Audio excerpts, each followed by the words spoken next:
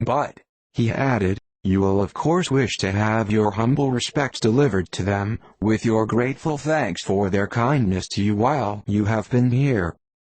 Elizabeth made no objection. The door was then allowed to be shut, and the carriage drove off.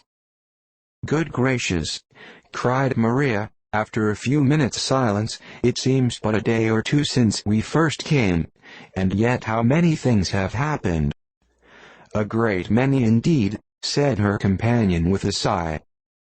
"We have dined 9 times at Rosings, besides drinking tea there twice. How much I shall have to tell," Elizabeth added privately, "and how much I shall have to conceal." Their journey was performed without much conversation, or any alarm, and within 4 hours of their leaving Hunsford they reached Mr. Gardiner's house, where they were to remain a few days. Jane looked well, and Elizabeth had little opportunity of studying her spirits, amidst the various engagements which the kindness of her aunt had reserved for them. But Jane was to go home with her, and at Longbourn there would be leisure enough for observation. It was not without an effort, meanwhile, that she could wait even for Longbourn, before she told her sister of Mr. Darcy's proposals.